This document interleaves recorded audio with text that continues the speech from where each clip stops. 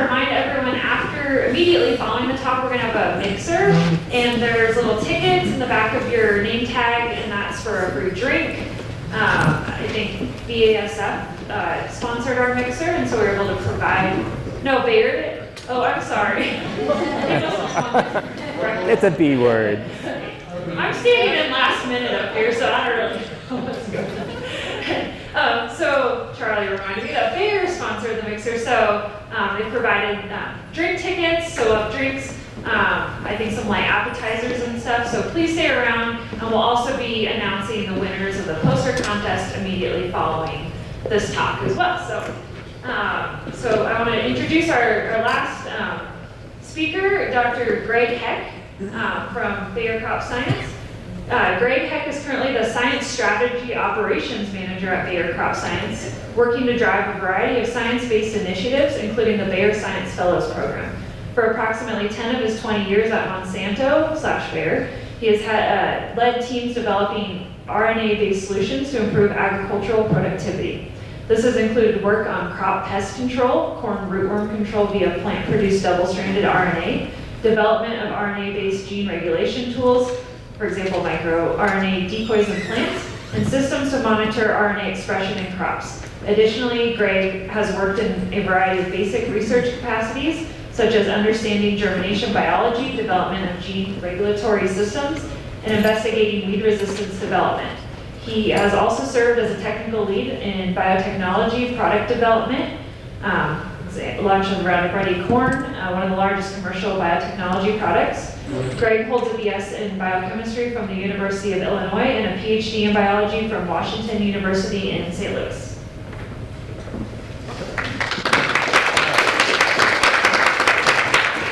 Well, thanks a lot. I really appreciate the opportunity that the organizers have given to talk about something that's been pretty much near and dear to my heart for a lot of years. So I'm not working on RNAi per se at this moment in time, but for about a decade plus of my life, I lived and breathed it quite a bit in various capacities. And so I think I have the advantage here of not talking about a mature field. I think that's not exactly the right word because I think there's a lot yet to learn.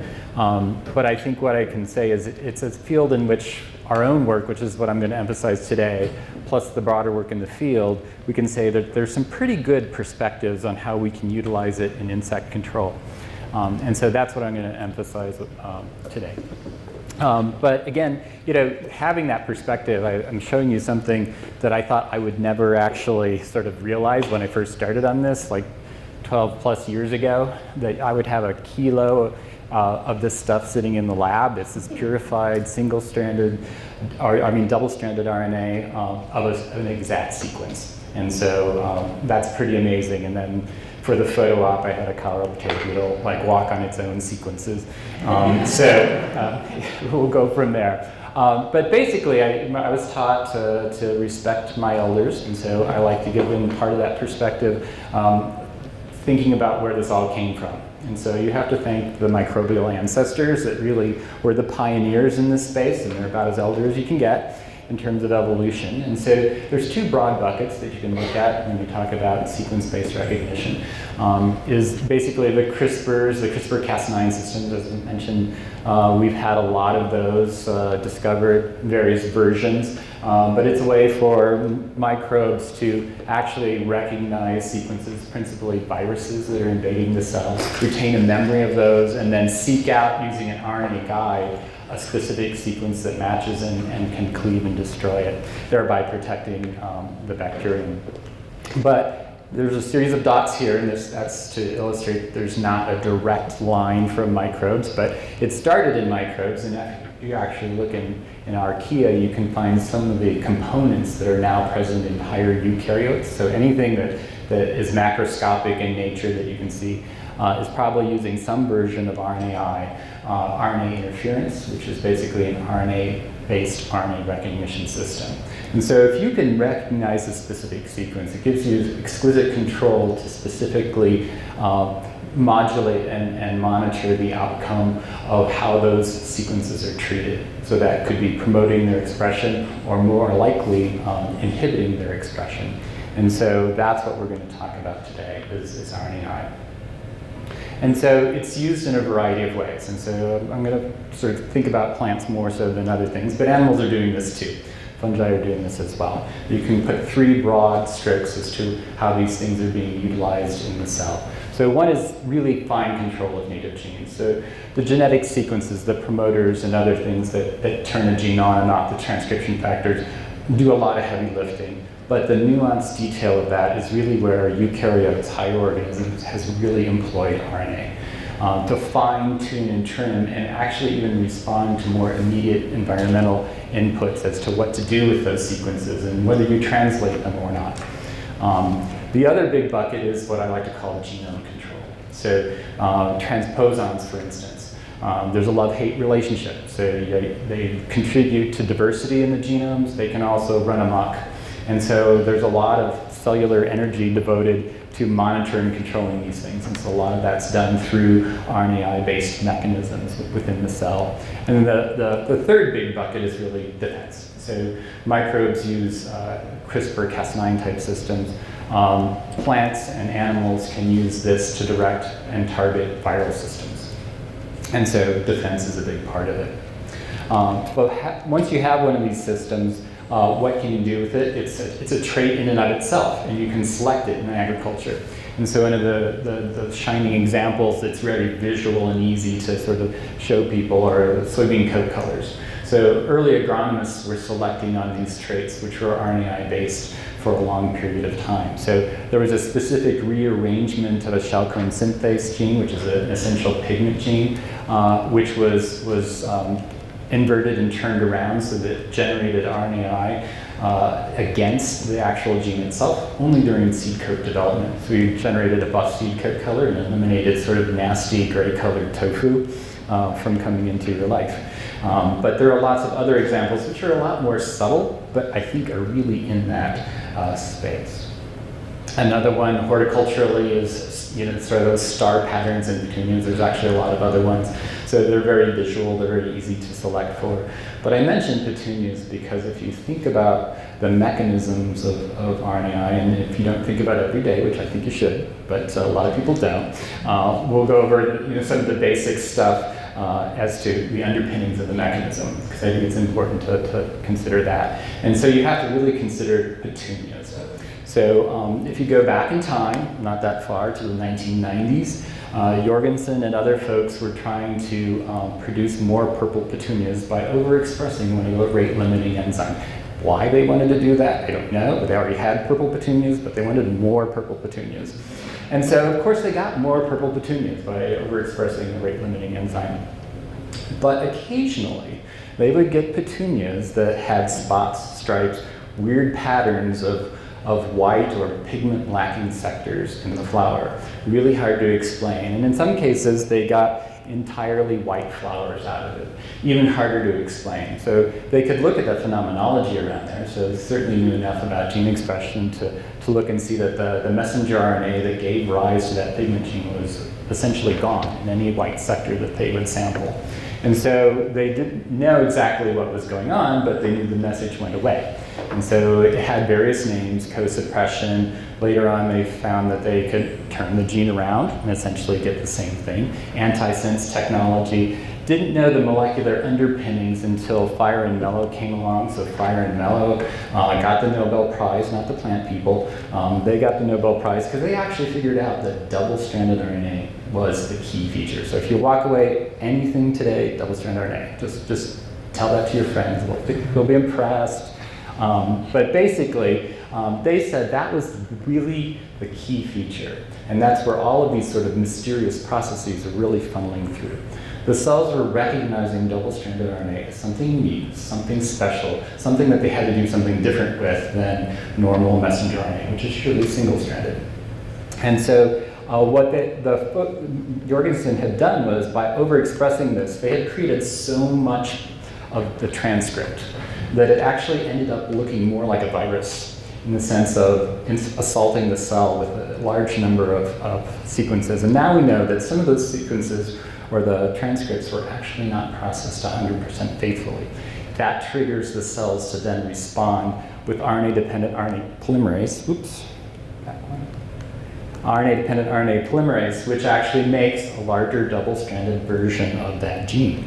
And by doing that, it then sets off another series of events. Dicer, which is one of the proteins, comes in, recognizes double-stranded RNA, starts chopping it up into smaller pieces. In this case, siRNAs or small interfering RNAs. These are in the order typically of like 20-something, so 21, 22, 23, 24, that kind of space, which is just the right amount of sequence information for the cell to take that and use it to scan for comparable sequences that will be an exact match or nearly exact match, but yet not match everything. So if you go too small, everything's going to match. You go too big, it just becomes a burden to sort of figure out how to do and manage that sequence. There's also bioenergetics probably involved. But basically, the 20-somethings were really the thing. And so those 21ers, for instance, then get picked up in the RISC complex, the silencing-induced complex, multi-proteins. But there's one key protein in there that will then strip that apart, take one strand, and so which strand is chosen is actually dependent on the biophysics of that piece. But one strand is chosen and then used as a programmable system to scan RNAs. So you can sometimes just sit on the RNA, or in most cases, in the case of plants and certain insects, you actually sit and cleave if you have an exact match. So that's the basic principle. You're using RNA to guide and match a sequence, and then once you do that, depending on the exact system, you can do something like cleavage. And so that takes it out of commission. And so now that we have collectively understood that system, you can now go back in and do useful engineering and in a very directed way. You're not sort of, the overexpression, co-suppression kind of stuff is kind of a little hit and miss. Now, with that knowledge, we can engineer very specifically. So you can go in and say, I'm almost going to get it every single time when I do this. And so there's sort of two broad buckets you can go doing that. One is expressing a hairpin, so forcibly make a double-stranded RNA. So one molecule that has an inverted sequence, so it actually folds back on itself and creates that double-stranded RNA right off the bat. Very efficient. It's one molecule interacting with itself, done deal.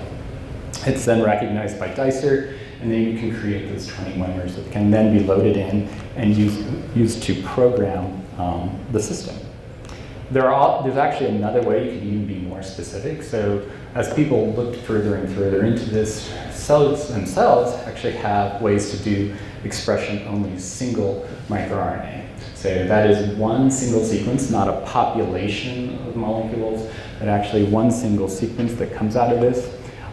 Usually there's very defined structures, but similarly there's dicers that come in, recognize, cut, and load a single exact 21-mer sequence. And that can then very specifically regulate a gene. So cells use that themselves, but from an engineering standpoint, we can take those sort of natural backbones and replace them with sequences that we want. So if you're trying to target a very specific gene family, for instance, that might be highly related to each other, you can then selectively remove one member only, if that's what's needed for your suppression mechanism. So here we have a programmable system that already exists, and we can put into it, with the right amount of input in the right place, something that's going to do useful work from an agricultural perspective. So that's been around for a while. So already mentioned papaya ring spot virus. The other one is squash. It's a stealth vegetable, GMO. Antagonists never mention that. You never hear Greenpeace protesting squash. But it's out there. It's been out there longer. We're about 25 years in the field. It's been durable in resistance. Nothing has ever overcome it. And then I would never say never, but I suspect that we won't see a very easy overcoming of this resistance because a very large chunk of the viral genome has been engineered and overexpressed. And so again, this was done at a time when we didn't know the mechanism, but it eventually is generating the small RNAs that are suppressing. And so you would have to have the virus overproduce its entire genome in a mutated form, and that's highly unlikely. Although that said, there are some viruses out there that actually directly have in their genome proteins that antagonize and interfere with that loading and processing process. So they fight the mechanism that's intended to fight them. But overall, it's been durable. But what does this mean to insect control? Well, this probably is not going to be the way we're going to easily go about it until we found the enabling component, which is environmental RNAi. And this came out of the early work of the Fire and Mello lab. And so basically they were working with C. elegans as their model system. A nematode, they were lucky, and so they actually picked a nematode that actually does environmental RNAi. And they were able to discover the process through injection, but someone in the lab actually fed the nematode bacteria that were expressing double-stranded RNA. So nematodes like this eat microbes, so that's nothing amazing, but they were able to ingest the bacteria, break open the cells, release double-stranded RNA. The gut was not hostile, meaning there's not a lot of nucleases, so those sequences floated around, and then there was a mechanism that took them into the primary cell. So if this is the gut lining, there's actually a protein that's responsible for moving that into the initial cell. So a large charged molecule like RNA doesn't get there by itself, it's facilitated.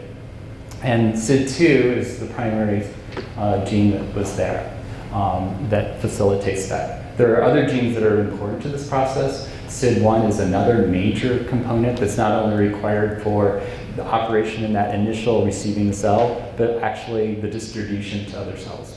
And so, it's a facilitated process. You might ask yourself, why? Why would you even want to do this? So there's a lot of hand waving. But generally, people sort of think it has to do with managing viral load. And there's some evidence to support that, but I think it's not as much of a done deal as we might like, but it's definitely a process that's there. But that said, when you look at other C. elegans species, it comes and goes on an evolutionary scale extremely rapidly. And why I said they were lucky to use C. elegans, the C. briggsii, which is a pretty closely related Cinerabditis species, doesn't do it at all. It has SID2, but the extracellular domain actually is significantly different. And so it can't import the RNA. And you can do swap experiments and change this extracellular domain between SID2s of different species, and you can confer the ability to respond to environmental double-stranded RNA. So pretty amazing, but confined. And so we had some folks go to a meeting shortly after this was put out, and they said, hey, we gotta try this in insects. I'm like, yeah, okay. And they actually made some double-stranded RNA, and they put it into our corn rootworm assay. Again, we were really lucky because we picked a coleoptera that is extremely responsive.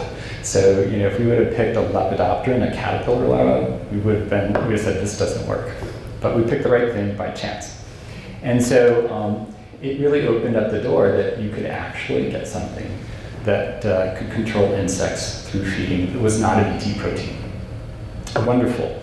And the stories are always better, after the fact, because they don't really tell you exactly what happened in the discovery process. But the tale that I've been told is that normally our BT assays run in just a few days because BT is usually acutely toxic. Just after 2 or 3 days, you can probably score the assay and you'll be fine. There was like an extra long weekend, and they set up the assay, and they didn't look at RNAi assay results until almost a week later in terms of whether the larvae lived or died. And then they saw a result. If they had done it on the short time scale, they might not have seen it. Because RNAi-based regulation in something like corn rootworm, extremely slow by comparison to a BT, or not extremely, but slow by comparison, but is extremely potent. And so that opened up the door for a lot more investigation. And so if you look at insects broadly, and I'll feature corn rootworm as the shining example, because that's the one we have the most data on, you can get exquisite control at something that looks like a part per billion, if you want to sort of think of that in those terms, which is extremely good for a biological active. And so that translates to about a microgram per kilogram of corn root tissue. In artificial diet, I would say that's about that, and it's actually a little less when you actually measure what we engineer into a corn root. And so I'll come back to that calculation a little later, but that's like profound profoundly effective, in my opinion. So corn rootworm, we were lucky, it works. I jumped to the gun that we can actually engineer it. But if you look at other insects and where you can apply this, I think you have to sort of say, you might have to pick your battles. And I won't be too dogmatic about this and say that, there's not good cases in some of the other species we just haven't looked at, because it could be a case-by-case basis. But you can broad stroke it in quite a few different ways. And the coleops are really the ones that we find really responsive. If you jump to something like a white fly, you find you have to jump almost 1,000-fold in the published literature to get to an equivalent level of control. So LC50, the lethal concentration to kill 50% of the insects gets a lot higher. And then we have something which I call recalcitrance. So a lot of the lepidopterans we've looked at, like fall armyworm, we see basically no control at 1,000, 10,000 times the dose that it would take to kill a corn rootworm larva. So we consider certain things are probably off the table for realistic control via double-stranded RNA application. And so again, sort of putting that into a table type form, looking at some of the major pest species, it's really the beetles, and this is a couple years old, so you can probably put a few more data points in what people have reported in the literature. But basically, you jump orders of magnitude once you're outside of the coleoptera and the beetles, basically in terms of control. And it doesn't mean that there's not opportunities there. I just think you have to consider how you're going to get that dosage to the insect. And for certain situations like fire ant control, you're probably having some opportunities where you can concentrate dose into a bait or something else that they will take and feed on very directly, versus a broad application of spraying or expecting the plant to produce that amount of RNA within a cellular context. So opportunities, but I think you have to look at them. Other things may not be practical for other reasons. So someone's told me that cockroaches work, but they take like 2 weeks to die. So who's going to wait around for that? But potent. It's just people might complain before that happens. So you've got a mechanism. We know that some insects are responsive. Well, let's walk a little bit through sort of the opportunities and what the insect is actually going to experience in this process. And so you have two opportunities. You can engineer the plant, or you can produce it and apply it in some sort of a bait or a topical application. And so insects are encountering RNA all the time. A wide variety of different RNAs when they consume a plant. And so if you sequence corn, and I show this just because there's different profiles. So we spend a lot of time sequencing and looking at those sequences. And you can look at a sequence and sort of say which is a sense or antisense, or which strand the sequences are being derived from. And so something like a messenger RNA, a single-stranded RNA, something like an actin messenger RNA, you see principally expression off of one strand and not so much the other. But there are a variety of other locations in the genome that are generating microRNAs, as well as a large variety of siRNAs that are derived from portions of the genome. And there you can see sequences, and so the peak height is like the number of sequence reads we would see off of one strand or the other. And in a double-stranded RNA location, you see it coming off of those strands. So there's quite a bit of that.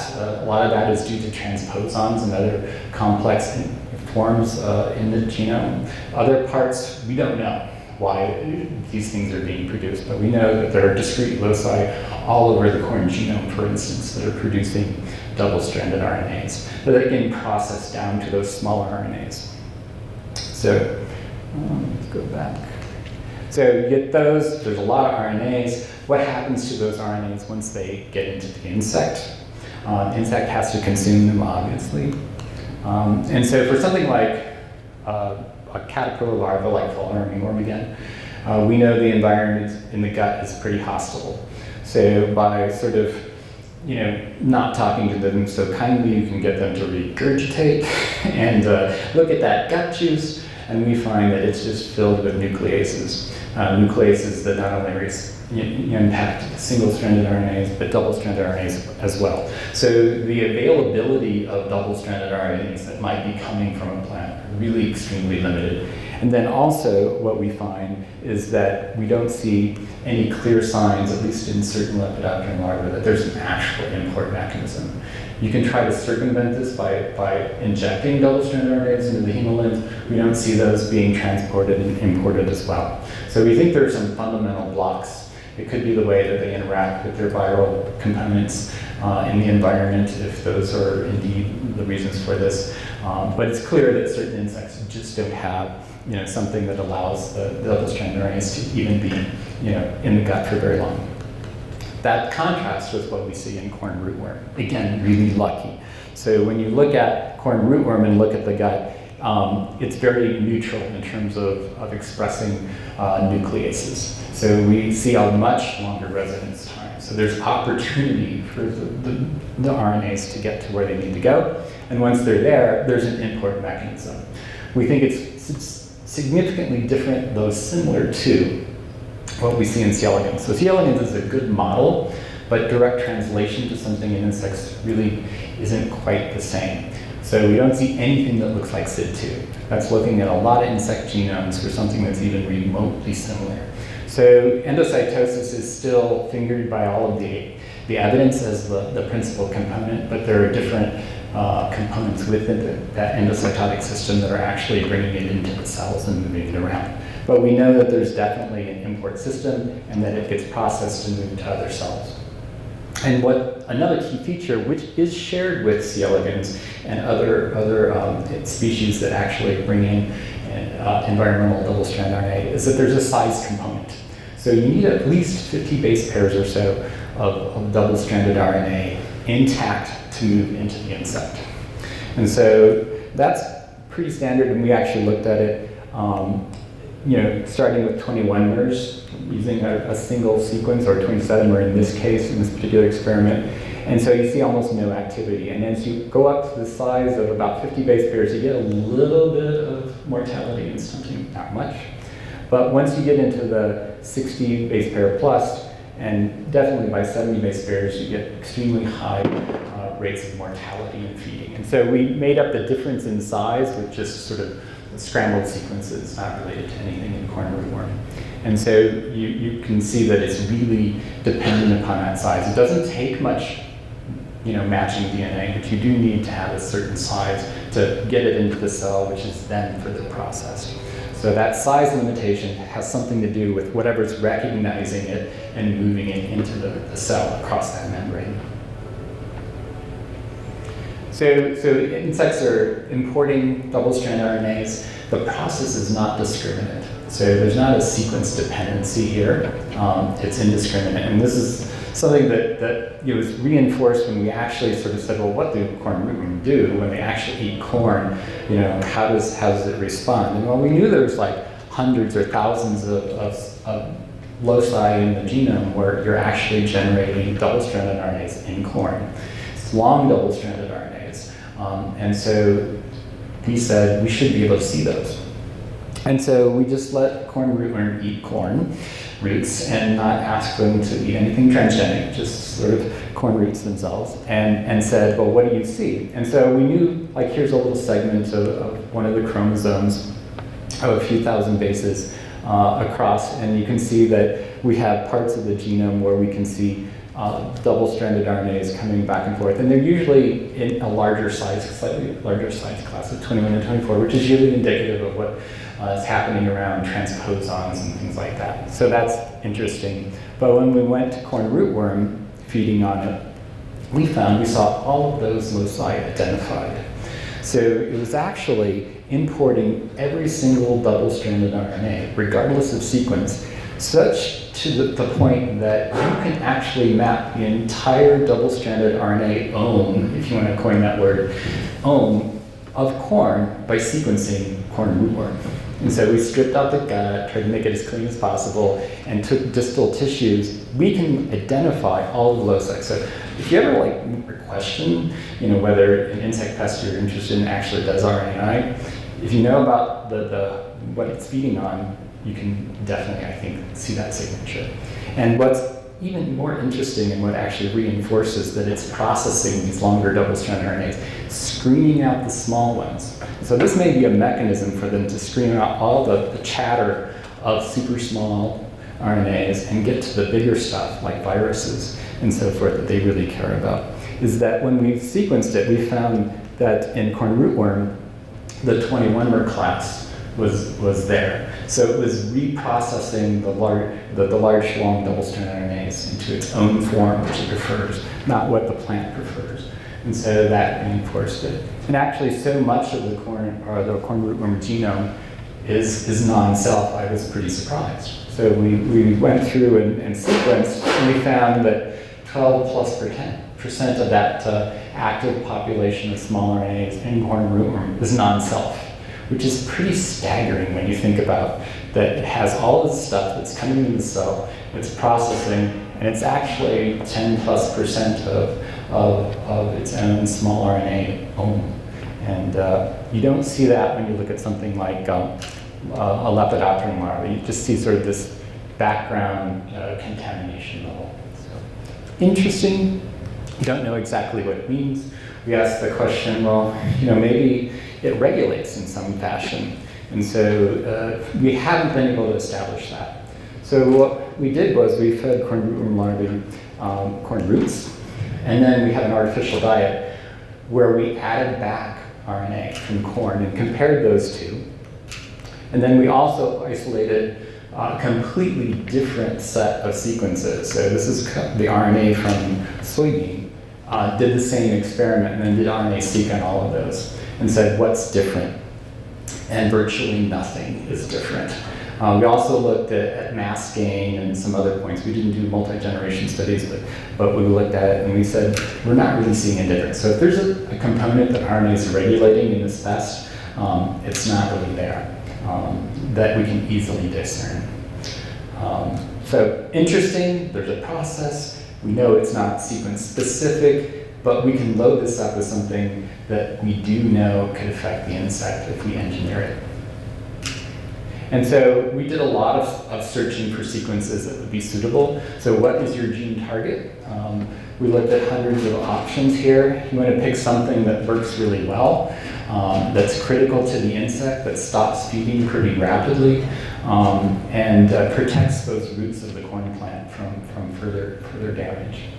DV-SNF7 is one target, which I'll jump to again, is something we've used in the commercial construct that we're advancing. And it has, again, an efficacy that's in a part per billion or less. So that LC50, you can compare between different options. Some things are not good at all or work very slowly. And so speed to kill, if you want to term that phrase, is something we looked at, as well as a low LC50. We figured that had the best chance. We found that housekeeping genes were generally better. So you might say an insect-specific gene is really where you want to go. We did not find those to be effective. We did not find combinations of sequences to be effective. It generally defaulted to whichever was the rate-limiting gene that you were targeting was the one that was most important. And so what's embedded under all of these LC50 calculations is how fast that RNA turns over, how critical and fast that turnover of protein is, and you can eventually get to something that works really well. So SNF7, or DV-SNF7 is one that we chose. But again, those results in diet bioassay to sort of screen through all those things were the things that we saw that worked comparably in the planta. So the translation is pretty good. It's not directly linear in my opinion, but it's pretty good. So tubulin was kind of a poor but effective agent that can control corn rootworm. We used 150 base pairs of that target sequence. We got a range of responses. So what you're seeing here is corn rootworm damage. So we would prepare plants that were F1 progeny of a primary transformant. So each one of these bars represents an independent single copy expressing transformation plant. And the progeny thereof, we would look at 8 to 10 plants, invest them with several thousand eggs per pot, ask how much damage there was. So every ring of roots that gets chewed off gets a higher score. So this is the whole ring and then 2 rings and more. For commercial control, we expect something below about 0.25. So the old yield guard BT expressing corn plant would be something like that. Our really good double-strand RNAs with SNF7 of 150 base pairs are right here in red. I just picked a few of those. Works really well. It's basically totally takes out that population. Tubulin, not so much. So that was definitely not something we could advance further. And the size class actually even bore out. So as you decrease the size, you got less and less control. So here's 50 base pairs of the SNF7 sequence. Not really effective at all. 100 bases, or 75 to 100, kind of some, but it's really 150 was the break point. And so we actually went a bit beyond that and expressed 240 in the commercial construct. So a lot of direct correlation between what we're seeing in diet versus what we're seeing in planta. In the field, it translates as well. So SNF7 provides a lot of good control with pyramided with an RNAi and a BT. We saw even better protection. So what happens here is it's very effective, but slower in action. And rootworm can do a little bit of feeding, which tends to cause more branching. And so a lot of times you'll see a moppier look to the RNA-only roots because there's no taste to RNA. And we did the little rootworm cam, and we watched how they were feeding, and RNA, they'll sort of nibble a little bit and move around and chew further on the root. BT actually surprised me because they bite and essentially spit immediately. So I thought BT had to go in, disrupt the gut, do all sorts of horrible things, and take time, but they can taste it like right away. So they bite and they spit and they crawl away somewhere else. So that probably accounts for why the BT roots look a little better. But the combination, once they take a bite, it's quick. So RNA suppresses within about 6 hours, and death ensues and stop feeding actually pretty quickly. But death will take 3 or 4 or 5 days for the larva to die. But DB-SNF7 is a good choice, in part because it's a target that is well conserved within the species we want to control. So corn rootworm is actually a complex of closely related species. So you want to get all of them, so you want common sequences, but you want that sequence to diverge rapidly from anything else that you don't want to be impacted. So looking at a lot of the sequence space, empirical testing is important too, but looking at a lot of that sequence space, you can sort of figure out what some of your better choices are. So we actually had some choices which were less well conserved in the Diabrotica of the corn rootworm species, and more maintained outside of Diabrotica. So you have to pick your choices well. But we know we can do it. So that is on commercial track. It's deregulated in the US, but we're waiting on deregulations in other countries before it's actually commercially launched. So the second mode is really around putting something on top of a plant or in a bait situation. And so that's doable as well. Here we're using Colorado potato beetle as the target species. It's not too distantly related from corn rootworm, so it's highly responsive. And so it's responsive in the range of nearly a part per billion as well, so comparable. You can do studies like this in the greenhouse or the growth chamber and get full protection of that plant. As you decrease the dose, you get more foliar feeding, less larval stunting. It works pretty well in those types of situations. It does translate to the field. So you can, this is a case where we were fully able to protect plants with an application or two. You can do it at fairly low doses. The challenge is really getting the dosing right and getting it out there sufficiently. And I'll come back to that in a minute because there's a lot of environmental assaults on double-strand RNA in the environment. So from what I'll get to in our safety regulatory component here, great, because it eliminates from the environment. Not so great if you're trying to control an insect with it in the environment and the plant is not producing it. But there are other applications. So this is spraying it onto the surface of a plant. But Ian set me up, I think, well to talk about varroa mite. But varroa mite is one other target we've been looking at. So varroa is one of those essential components in colony losses, not only vectoring viruses, but actually some of the feeding itself. But it's also one of the invertebrates, and I should say that the environmental RNA has only been seen in the invertebrates, not all of them. But it's one of the ones that does respond. And so we see that we can start to produce some control that's actually, roughly equivalent to apivir, apivir, which is actually one of the commercial miticides for which there's already resistance out there. And so if you do the trials and you do them with double-stranded RNA, we can get a comparable result. I would have to say that these are isolated treatment yards, so we used to randomize everything, and what you find is that bees don't always faithfully go back to their own hives, and so it's contributing mites. And I think that's partly why we've got such disease problems, because when all of those hives go to the almonds in the spring, it's like the biggest daycare ever. So if one kid has pink eye, we all get pink eye eventually.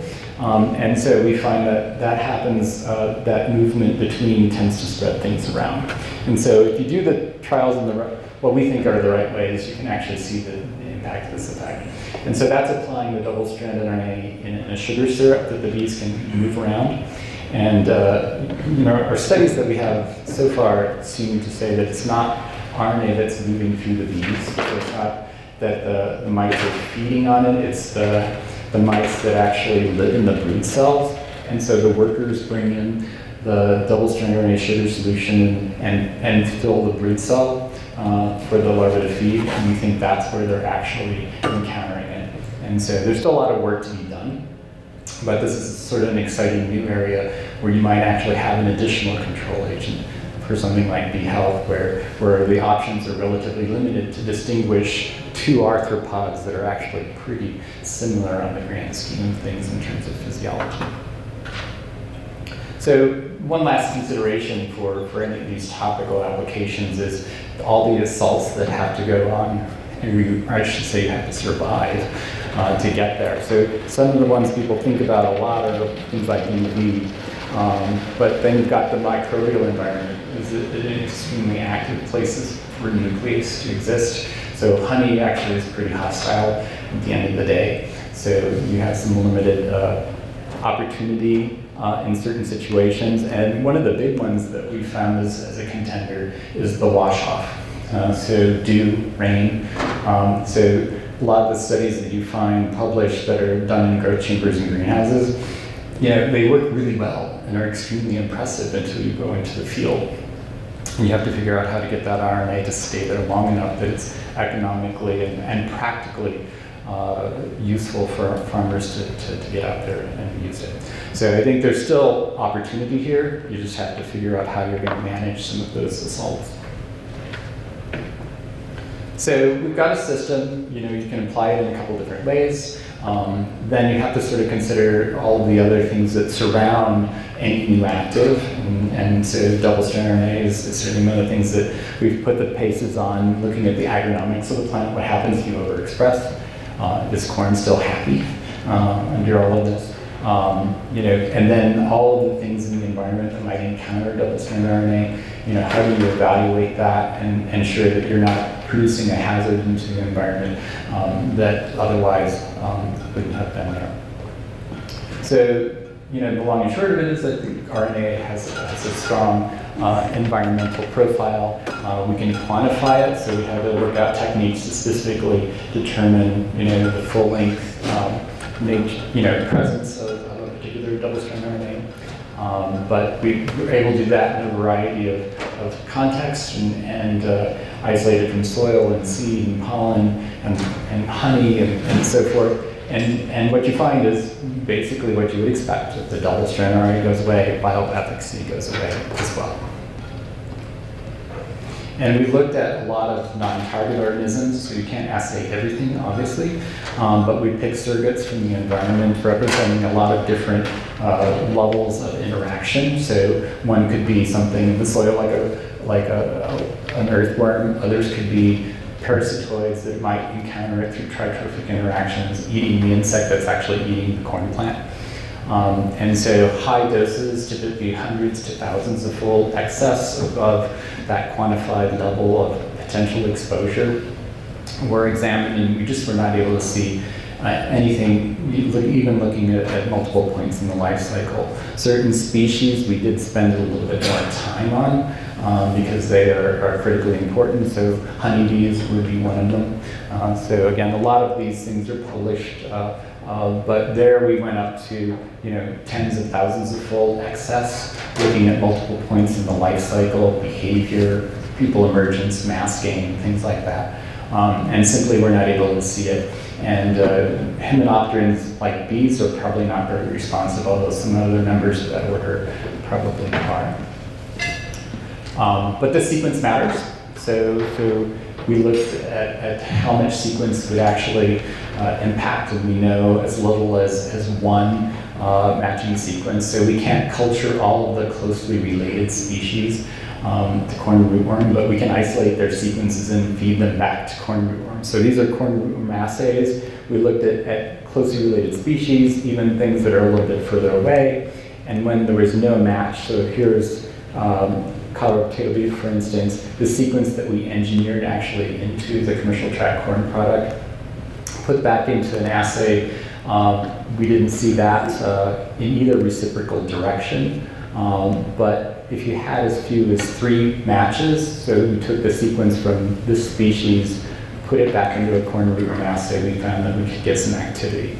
So sequence does matter. You do need an exact sequence. And what we found over and over again for insects is that exact sequence match has to be there, the full 21 number. And so there's a lot of literature out there about off-target effects and partial matches actually having a play. And it's not to say that that could not conceivably be the case, but you have to be really cognizant that literature often uses extremely high overdose, far beyond what would be present in the cellular context. So the off-target effects, the potential downregulation of a particular gene has to be taken into account within the context that these things could actually encounter. So we can flip this around and do the assay the other direction, and the same idea is there. Basically, you need at least a good 21-er match to get anything to happen. The other thing that's important, and I think this is the real kicker, and you can argue if my calculations are right, but even if I'm off by an order of magnitude, it's still pretty darn good. But how much is actually in that field? So it's an extremely small amount of active. So we know how much is in a root and how much that is it's like 0.53 nanograms per gram of the forage root. But we looked at the entire plant, and you can assess how much total RNA is there, have better figures on the above ground stuff, but collectively, depending on how many plants you have in the field, you probably have close to 90 kilograms of RNA in all forms in that field. And if you calculate based on what we know about the plant, we know there's less in the root than in the above ground forage, but if you just sort of said there was a direct translation, you're talking about 35 milligrams of active in that acre. So I know I'm mixing metric and not metric, but our customers think in acres, so we express it that way. But basically, 35 milligrams of an active per acre, pretty darn good. And so there's even less in corn, pollen, and corn seed. So I think we're getting by of putting something that's pretty minor into the environment that has this much control property. For the mammalian consumers, so we've looked at a lot of these invertebrates that might conceivably respond to double-strand RNA, but it's even better when you're talking mammalian systems. Nucleases are there. There's lots of other barriers that really sort of preclude easy transport into humans. And that's not for one of trying. So the pharma industry has tried a lot with RNAi, and some of the very first products I think are receiving registrations now. And this is after a long period of time and actually billions of dollars of investment and then retraction away from that. So if you get a pill easily, I think we would already be there. The gut environment is pretty hostile in terms of humans. And then I would also say that there's published literature out there saying that things like mice can respond to double-stranded RNA, and I sort of emphasize that because I think it's not fake news, but it's pretty sketchy news when you actually sort of look at some of the control structures that were put in place around that. We even worked with pharmaceutical companies that were interested in doing this and have published the papers replicating that mouse study. And when you actually control for the balance in the diet, all of the presumed effects of potential microRNA in that diet went away. So if you feed mice just rice, things happen to blood chemistries that don't happen when you actually feed them a balanced diet. And saying that it's due to a particular microRNA that's in the diet kind of washes away when you balance it out. So it's a sore point in the literature as far as I'm concerned. You also have to look carefully at how contamination can come into play. So if you're looking for extremely low levels of imported plant sequences in an animal data set, you can find them. So we actually went back to NCBI and just pulled down all the data sets. You can find frog, calf, everything, having plant sequences in them that they never even feed on.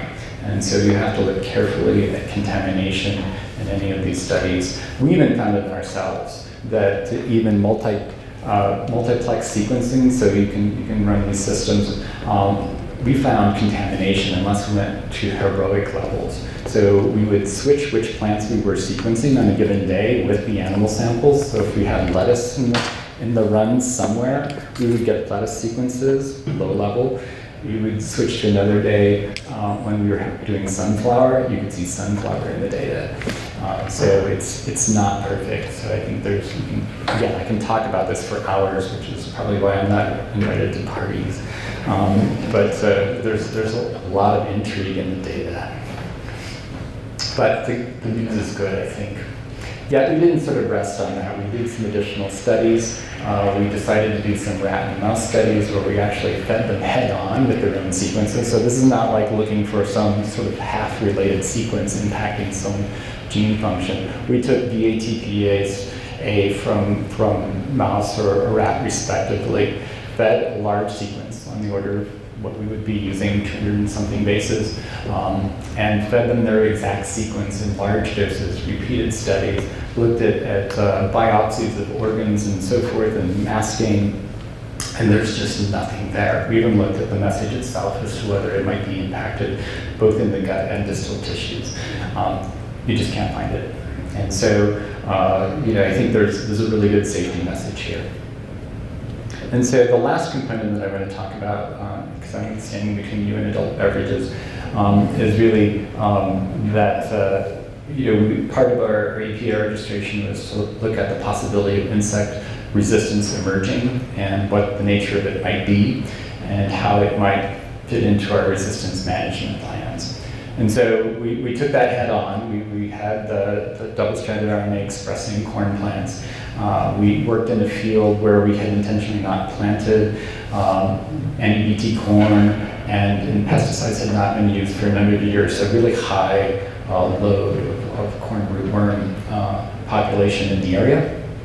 We planted our double-stranded expressing plants. We tented the area and collected adults that might come off of here. We didn't get very many of them, so that was good news, but we got some.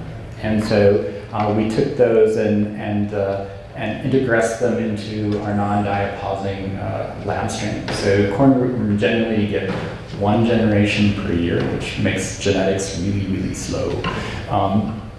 So what we did was we had a lab colony where that sort of need to sort of rest and diapause your eggs is gone. It's been genetically eliminated. And so we integressed it. It was challenging. The colony almost collapsed a few times, but eventually we got it to go.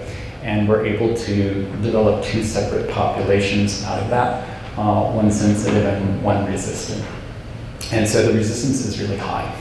And so you're able to do that by transferring it into the lab where we can do much more controlled studies. And basically what we saw in the field was what we saw in the lab. So these are feeding on diet bioassay, or diets, artificial diets where we supplemented it with 1,000 nanograms per square centimeter of diet.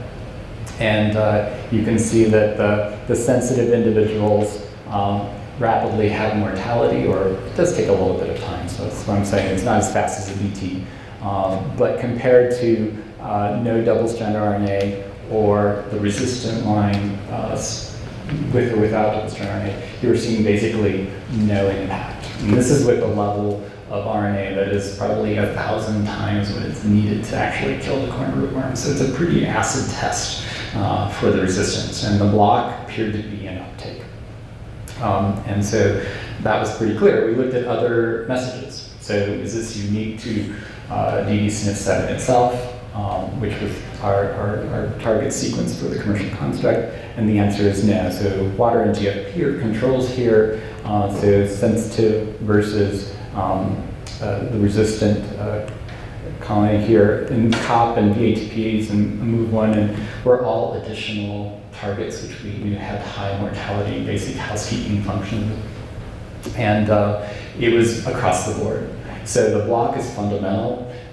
We believe it's in that first entry step into the cell. So you can actually inject into these insects as well, and you don't see any mortality, which if it was susceptible, you would see the mortality. So the ability not only to come in from the gut lining, but from the hemolymph side is also impaired.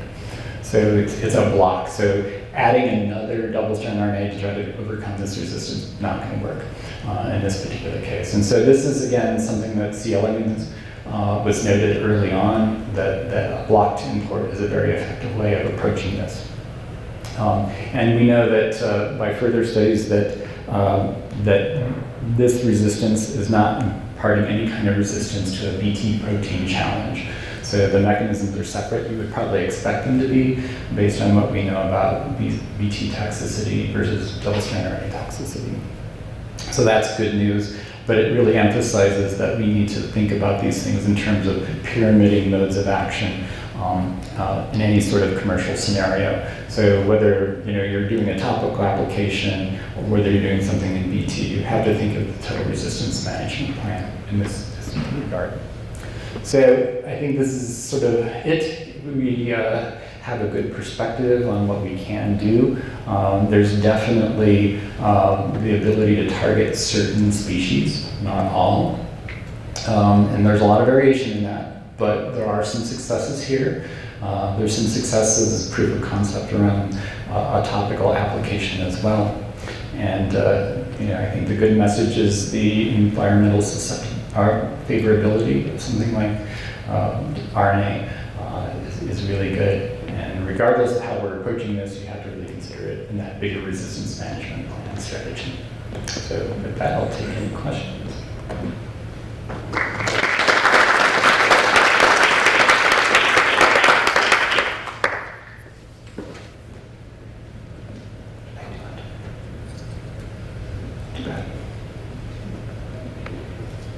Great, quick question. Sure. So, how deep do Bayer's pockets have to be to really pursue this big time and global scale? Well, I mean, in terms of the transgenic corn product, it's deregulated in a number of countries already. It is not deregulated in China, and under current environmental conditions, I'm not sure that's going to happen really fast. But once we have all of the major markets where corn might go to, we're ready to launch. So I think it's really just a question of the final regulatory approvals that we're waiting on. But it's ready to go. Some of the other things, like the topical applications, I think we're really looking to sort of consider what the right release scenario. So costs of double-strand RNA production have come down tremendously from when we first started this. I'm not sure it's exactly where it needs to be for a broad acre trait. The bigger thing that has come into play for us is really around some of that environmental persistence. And so finding the right fit and the right economic practice, to get that RNA on. So that the pest encounters it well enough, long enough, has been a challenge. So I think it's really a technical, not so much a deep pocket kind of question.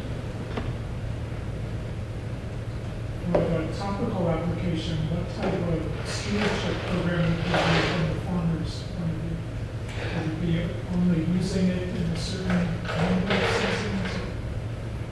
Yeah, as far as stewardship, I think you would think about, I think all of the above. So, you would probably alternate it, but you still need the other things. So whether you combine those things and used it, time and again with some other active, or whether you alternate it, I think you still need the other thing, or you interspersed it long enough that resistance development wasn't there. But I think if the interval gets too long between uses, you're not going to have a practical and effective thing. And again, you would still need something else during those intervening seasons.